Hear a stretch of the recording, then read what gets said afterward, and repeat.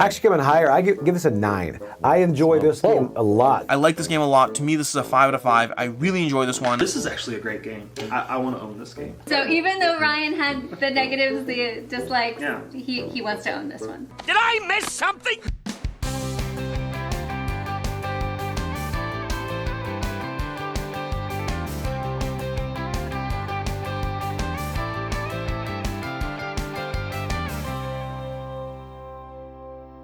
Hi everyone, I'm Luke Hector and you're watching The Broken Meeple. This is a YouTube channel about board games where I give reviews, top 10s and my honest opinions, regardless of the consequences. We'll get on with the show in just a minute, but first a quick word from my sponsor. As a fellow gamer, you'll understand this is unacceptable. The solution? Head down to my new sponsor, KIENDA.co.uk. KIENDA stocks many of the hot new releases as well as some old hidden gems. Free delivery on orders over £30, further discounts on bulk purchases, and even 5% of your spending refunded back to you as points to be used for further discounts down the line. If you use the referral link in the description below and sign up for a new account, you'll get 5% discount on your first order over £60. So let's make gaps in your collection a thing of the past. Get down to KIENDA and start saving today. Thank you for listening and enjoy the rest of the video. Get on with it. So on this full review, I'm taking a look at Scythe Expeditions. A lot of people have been asking the questions of whether this is any good, a complete waste of time, anything like the original Scythe, and I don't think that with all the stuff I need to talk about here, that a quick draw review is going to do it enough justice. Now, this is not a review copy. I bought this with my own pocket. Suffice to say, review copies don't come from Stone Morrison's Pendulum. Oh, yes. I hate this. It is revolting. To be perfectly honest, since the days of Wingspan, I haven't really found a Stonemaier title that I've really got behind. They started off being like, oh yeah, amazing, I love Scythe, I love Viticulture, I love Wingspan. But then there was Pendulum, and then there was Tapestry, and then there was Red Rising, and then there was the reprint of Libertalia, of which I prefer the original one. It kind of rose up to a peak and then went straight downhill. And this is just from my perspective. I know that Tapestry has its fans, and Libertalia will still appeal to a few people in the new art style, but for me, it was kind of starting off at a peak and then dropping since. Now, knowing that another game was coming out in the Scythe universe certainly did get my interest, but then I was also a little bit curious about whether it was just gonna coast on that IP or whether there was actually a reason for this to be a distinct sequel. Not to mention that this was straight to retail, there was very little buzz about it, at least before it got announced. Once it got announced, everybody wanted to know about this game, but beforehand it just pretty much was non-existent, nobody really knew anything about it, and then suddenly, pop, here's Expeditions and go for it. So, as you know, honest and true, let's see whether this game is all that it's cracked up to be.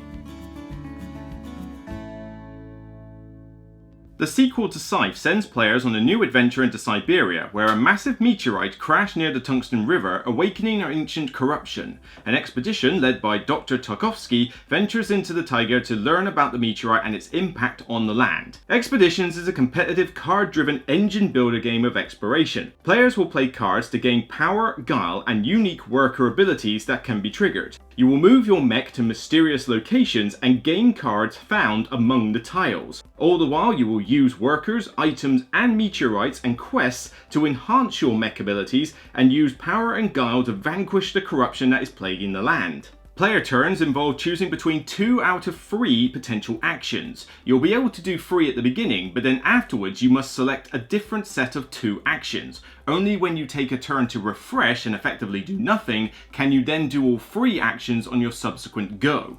As with the original Scythe, there are milestones to achieve which will form part of your basic strategy and a significant part of your endgame scoring. The game end will trigger when 4 of these stars have been placed out by a single player, at which point after another round, the person with the most points is of course...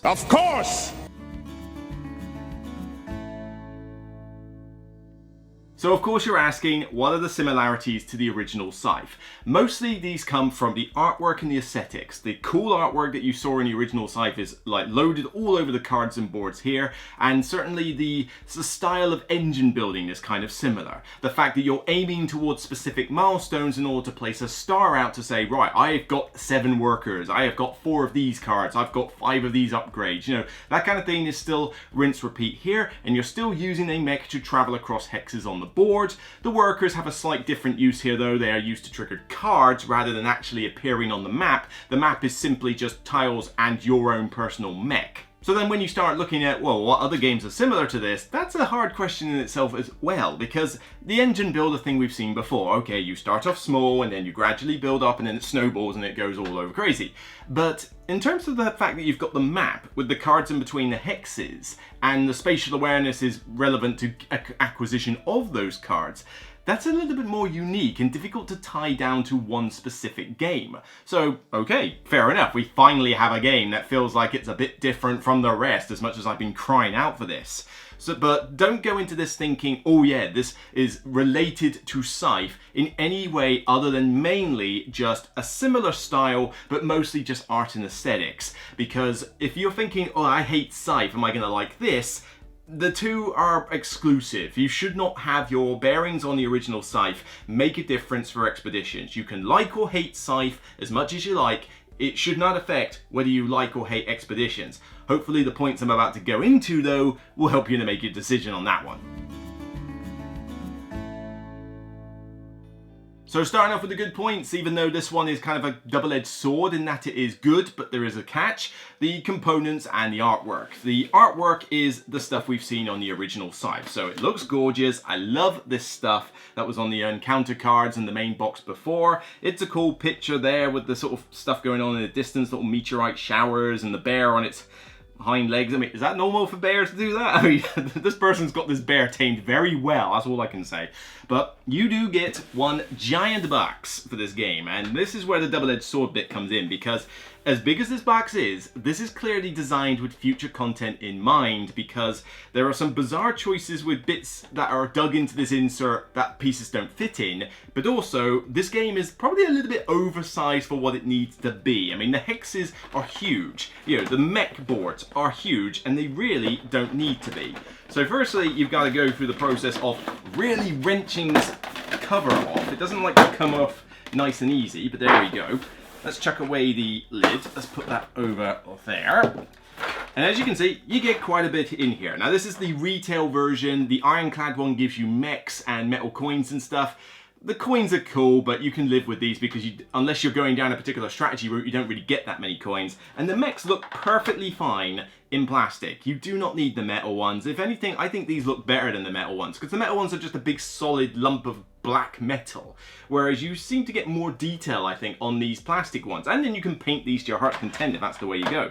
But these mech abilities are cool. You've got a small bag for components. As I said, the mech boards are kind of huge in size, definitely a little bit oversized, although strangely oversized and undersized. We'll get onto that a little bit later. But you got a couple of little component trays which are useful, the tiles are in here, and the cards are of a decent enough quality, but you may want to decide to sleeve these, but there's a decent amount of quantity in here also.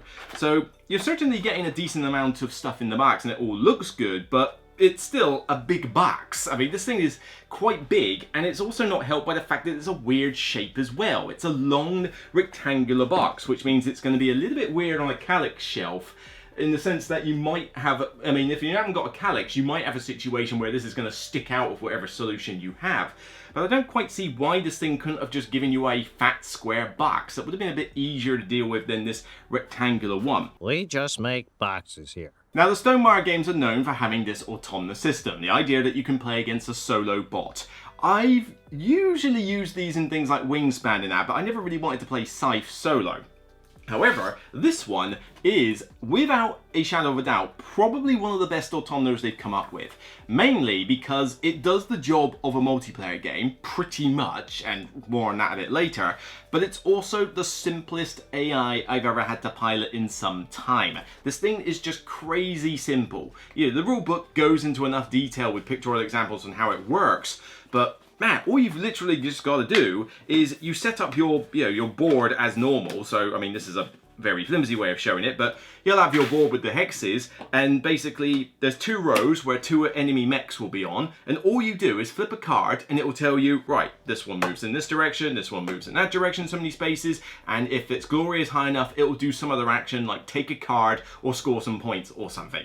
That's pretty much it. You're done with the AI in anything from somewhere between 5 to 10 seconds. It really is that quick. And then you get on with your stuff. All right, okay, what am I going to do? I could go over there, do this, or I could trigger this ability with the workers, la la la. All the stuff you do in multiplayer, You do here. There isn't a little bit left out, but the AI doesn't, you know, it's not like it's ineffectual. It can still block hexes that you want to go to. It will still uncover tiles and get rid of those map markers, and, you know, certainly it will ditch cards that are in the tableau, which again you see in multiplayer. But it doesn't take up any time. It actually means you can get a game of this done in about 60 odd minutes when you play it solo, and there's varying different difficulty levels, and because it's an engine builder game, of which, for details we'll get into more later, a bit of a solitaire one, the solo mode is kind of perfect for expeditions. It's a little bit on the oversized size for, you know, a solo game, but to be honest, spoiler alert, it's the best way to play this. Does anyone want to get out?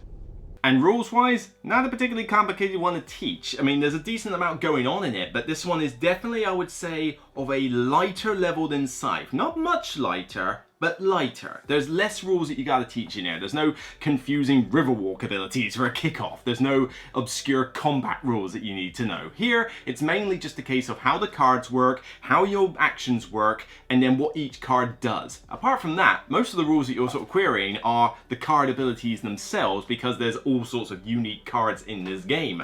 But it makes the teach pretty straightforward, and it makes learning it yourself, again, fairly straightforward. The main selling point of this, though, is the cards. There is a lot of cards in this game, and, you know, this isn't even all the ones I'm picking up, but they're all unique. You might get some partial rinse repeat of some of the abilities, but not a ton, but when you look at all these cards, none of them are duplicates. Every single one is a unique card with a unique ability on it. It may not necessarily be like tons of really, really different abilities. Like, I mean, if something gives you money for one thing, this one might just give you money for a slightly different thing. But again, they are all different. So if the card goes away during the game, well, that's it. You've lost the card.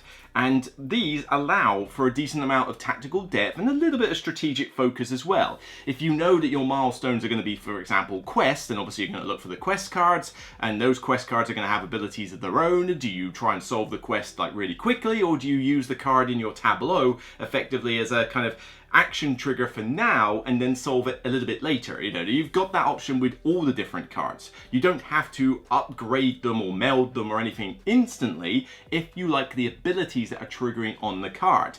And most of the fun that you do have in this game is basically manipulating those cards, but also manipulating your cards in hand. I do find it rather strange that they call one side your hand, even though it never actually is in your hand. That's a little bit weird with the terminology, but it's cool when you've got like a few cards here and a couple of cards here, and you're like, right, well, I play from my hand into my action row. These ones I've already played, but then I've got to do a refresh action to get them back unless I do other things. And then obviously with the workers as well, you can decide, right, well, let's see, I'm going to play this card on my action. That will get me this bonus, and then I put that worker there that allows me to trigger this. You know, there's a lot of cool interactions like that, but it is a very solitaire puzzle at the end of the day. Right, so a bit more on that solitaire front. This game is kind of weird. A lot of games, I comment, go through a multiplayer game, and then the solo mode feels like it's tacked on, or like that was the afterthought. Expeditions kind of feels like the other way round, like they created a really good solo game, and then the multiplayer element felt tacked on. Because there's a lot of things here, which is going to go through pretty much this whole section of bad parts, where things just unravel the second you add more players into the game. Firstly, as I mentioned, this is a multiplayer solitaire game. Other than blocking each other on hexes, that's it. You block each other on hexes and you're racing to a milestone potentially, but that's all the other opponents do. The cards don't affect each other, you don't fight each other like in Scythe. It's basically, they're doing their puzzle, you're doing yours, can you do yours a little bit quicker than them? Which isn't necessarily such a bad thing if the game was short enough to compensate. Oh, my dear doctor, you have been naive. Holy crap, it's not. This game is stiflingly long when you put in more players. The box says 1 to 5 players. We all know that 5 players is Right out! 5 players is not something you shove on the box lightly in a Euro game. How many times do I have to state this every time? But the other thing is this box says 60 to 90 minutes. Oh my word, are you lying for your back teeth on that one? Lies made baby Jesus cry. 60 to 90 minutes, kid you not, is a 1 to 2 player experience. That's it. You can play a 1 player in 60 minutes. No problem. You can play a 2 player of this in probably about 90 minutes. That's fine. But basically, after you go above 60 minutes for a solo gamer, it is 30 minutes per player. Yes, a 4-player game of this can take anywhere in the region from 2 to 2.5 hours, easily enough. And a 5-player game could easily suck up 3 hours. Possibly longer if it's your first game and you've got some slow players in there. That is ridiculous. And everybody's okay with this? Did I miss something? This game is a very rinse-repeat style game, which is fine in a solo game that you're only playing for about an hour. But in a 3-hour game, when you play this with 5, I wish a meteorite would land on me and just end it. It gets to the point where the rinse-repeat really grates, because that's all you're doing with this thing. I mean, you'll have a cube, I'll just use a worker, because that's the first thing I can find, and you're just basically deciding, right, I'll do these 2, now I'll do these 2, now do these 2, now these 2, now refresh, now do these 2, now these 2, now these 2, now these 2. Oh no, I've gone cross-eyed. It's that the entire game. Yes, you're doing the cool things with the cards, but this is the turns. Over and over and over and over to ad nauseum levels. You really notice the rinse repeat in 2.5 to 3 hours in this game, and honestly even 3 players can go on a bit longer than it should. You could convince me to play this with 3. I will outright refuse to play this with 4 or 5, and believe me, it's not just because of the time length. So what else unravels? Well, firstly, the game balance. Oh my god, what is it with the Stonemaier game franchise and the inability to do balance? I mean, even in Scythe and Viticulture and Wingspan that I love, there are balance issues. Tapestry is basically one big broken mess of imbalance. There are tapestries. I mean, let's face it, as much as people want to defend that game, I'm sorry, when you have to release a giant errata 2 weeks after your game is released, that's just not balanced, okay? This one is, again, on that same line. Oh my word. I swear that when it comes to the Stonemaier team, you've got like, here's the person who does the art, here's the person who does the development, here's the person who does the name and the look and everything, and then the person or the thing that is in charge of the game balance is a donkey on a space hopper. I don't think any of us expected him to say that. Because that's how imbalanced these games get. This is no exception. Firstly, the mech abilities. The mech abilities, you have 5 of them, and they are not balanced at all. I mean, everybody who plays this game will acknowledge these aren't balanced, even the ones who are diehard fans. You've got some abilities, like gaining cards directly to your hand, or the ability to reduce your vanquish corruption costs, which is like S-tier level really useful abilities. But then you go to the next bit down, and it's like, you can move up to 4 spaces rather than 3. It's useful, but it's ongoing, and occasionally it's useful. Or the ability to... no, that's the one I would put in A tier. But then going down, you can trash a map tile at any point to get a point on your track or a point. Well, that's it. And most of the time you'll probably gain, what, in a 5 of them max in a high player game? It actually has diminishing returns with more players, much like the time length. That's pretty rubbish. And then the worst ability, you can solve, upgrade, and meld up to 5 times each. Now, there is no point in solving more than 3 quests in this game, because it does your points for how many stars you get, right? Your stars multiplied by a certain rating is based on the quests you solve. 3 or above is maxed out. There's no reason to do 4 quests, so why the hell would you do 5? The upgrades? You won't use the abilities enough times to make use of 5 separate abilities, and they're capped points-wise as well. So the only use this has is meld, because meld is a compounding level of scoring.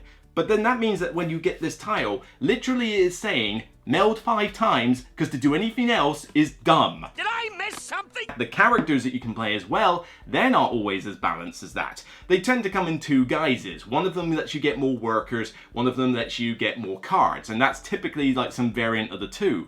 But workers in this game are so critical, like monumentally more critical than anything else in this game. Getting cards is all well and good, but there's plenty of ways to do it. But a card is only as useful as the worker you shove on it, because most of them only get you a point up a track, and that's it.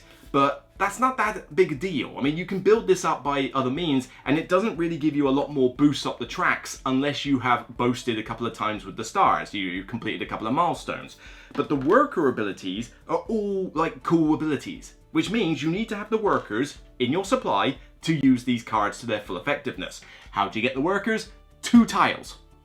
2 out of all the tiles that are on this board, which is something like 6, 13, 20 tiles.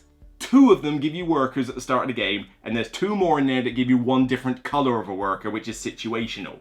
So at the start of the game, when you have more players, the first 2, 3 players max, because there is 1 tile that lets you use adjacent abilities, will gun through those like worker spots if they've got any sense, okay? Because the workers are paramount, which means that above 3 players, and certainly potentially above 2 players, depending on your layout, those people are screwed. They don't get starting workers, and naturally their engine goes slower. And on top of that, there's not even anything to balance turns in this game. There isn't. If you start the game with 5 players, person goes first. Great. So what does second, third, fourth, and 5th player get? Nothing. Surely you can't be serious. They get nothing. Nothing! There's nothing for those players. Good day, sir! This is a basic design 101 in your games, to have something for those players who don't go first to balance the fact that you're going first. Going first in this game and being able to pick one of the key tiles you should aim for is so useful. So the person in 5th place doesn't get any of the best tiles at the start and gets no other compensation for it. That's just an utter fail. And it really hurts your early game engine to not get the fast start. But then on top of that, when you end the game, you get those 4 stars and then everybody gets 1 more turn, which means that the persons usually in 3rd, 4th or 5th position don't have as many turns as the people who went 1st, 2nd. So you have uneven turns, you don't have starting compensation, you've got a time length that goes to extortionate levels. Why exactly am I adding more players to this solitaire game? I award you no points, and may God have mercy on your soul. Add to that the scoring itself. There are 4 main ways that you score in this game. You have what money you've collected during the game, which pretty much comes solely from melding, right? Melding meteorites. The idea that when you meld a meteorite, you gain money based on something, and it's usually got a cap on it. And then when you get another meteorite, it compounds the one before as well as the one you just got. Melding is one of the key things you should do in this game to get a lot of points, right? The other part though is that you get them from upgrades, of which they're capped at 3 or 4. That kind of limits their usefulness. I mean, yes, you get abilities of them, but they're very situational abilities, and by the time you've got these upgraded, you don't tend to be able to trigger them very often. So it's not like you really get a lot of cool functioning special powers, you just get a few little nice bonuses here and there. But then on top of that, vanquishing corruption gets you a decent amount of points. Okay, cool, everybody can do that, that's a fairly useful thing. But then you also get points for the stars, and this is based on how many quests you solve. And believe me, you try to win this game without doing quests, you might as well kiss your victory goodbye. You really do need to get at least 2 quests done in order to score any worthwhile amount of points for your milestones. If you can get 3 or more and get the max, then you're in with a really good shout. As well as everything you've collected via doing the quests, you're going to score a lot for your stars, not to mention the quests are a star in themselves. So really, in terms of the objectives of what milestones you can go for, it's about melding in quests mainly. There's other things you can do. I mean, you can get 4 upgrades, you can get the 20 corruption token, but the 20 corruption token is quite a lot of effort to get. It's only worth 2 points in itself because it's just 1 single corruption token, and it doesn't really seem worth going for. You know, going for 7 corruption tokens is better because that's 7 times 2, 14 points that you get for 7 corruption tokens. The problem is, with the multiplayer scaling again, some of these objectives are a lot harder to do than others. 7 corruption tokens or 5 map markers in a 2-player game is perfectly viable. There should be plenty of corruption tokens, there should be plenty of map markers, but nothing scales in this game. So 2-player setups are the same as 5. So 5 players gunning for map markers, you think that you're going to get 5 map markers. There's a location that lets you spawn more, but if you're going there to get map markers, that is slower than doing it normally. But then 7 corruption tokens, between 5 players, the amount of corruption tokens on the board isn't anywhere near enough. I just can't believe that no effort was put into this game to scale it upwards for players. Nothing. There's nothing. Did I miss something? I can't see any reason at all you would play this with more than 2 players. And honestly, you might as well just play it solo because we've established that the solo mode is quick, simple, and you get to do everything in the multiplayer game in the solo mode. Why would you play this with more than 2?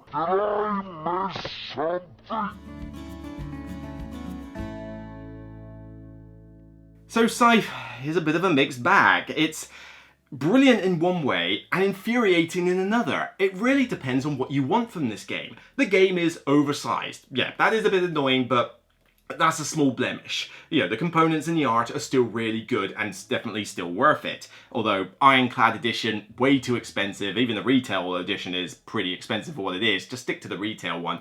But it really depends on what you want to play this game with. Do you want to play this by yourself or maybe with a spouse? In which case, I recommend you could get this game and have a good time, because there's a lot of good things that don't unravel with only 1 or 2 players. A lot of these problems that I've been ranting about here are mainly in the multiplayer game. In a solo mode, you won't notice most of these. And in a 2-player game, you likely won't notice it much either because it's head-to-head.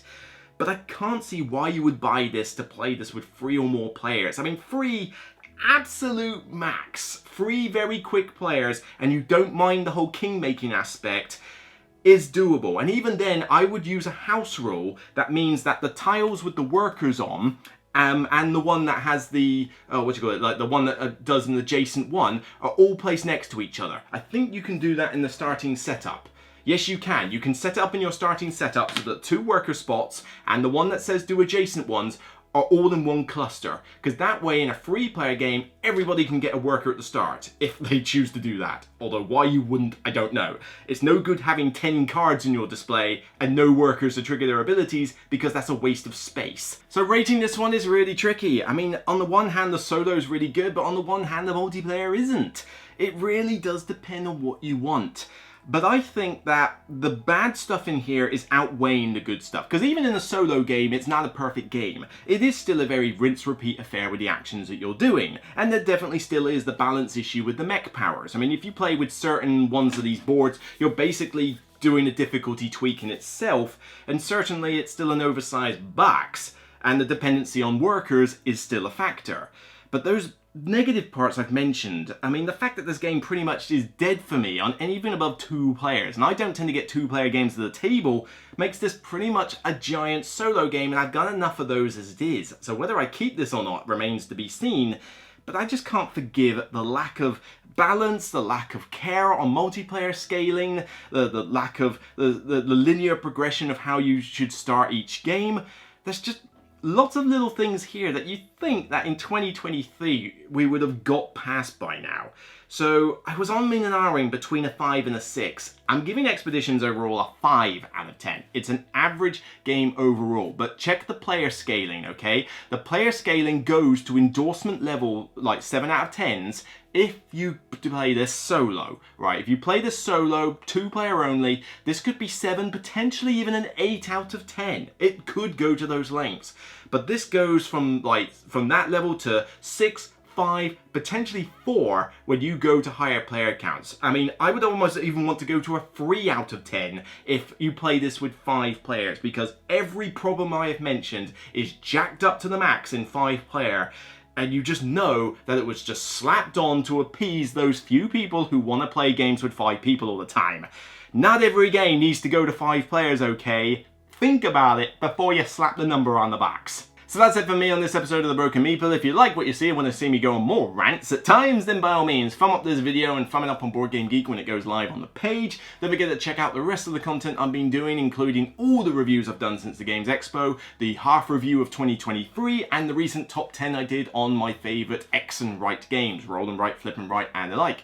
Let me know your comments down below. Is this a game you've been looking forward to? Are you disappointed by it? Are you loving it? How do you play it? You know, do you hate it because of the multiplayer? Do you love it even as multiplayer? Do you love it purely because you play it 1 or 2 player? I mean, I want to know your thoughts. Keep it civil, but you know, there's definitely going to be lovers of this game. There's going to be a few haters as well, and I'm certainly seeing a lot of mixed opinions on the interweb here. There are people who love it, there are people who hate it, and I think this is going to be a bit of one of those divisive titles, and believe me, it's divided me in half because of the whole solo versus multiplayer thing, and I'd be interested to hear what you guys have to say on it. But until next time, remember, regardless of whether you did hire a donkey on the Space Hopper to do your game balance, it's still only a game, so we can all move on. Take care, and see you next time.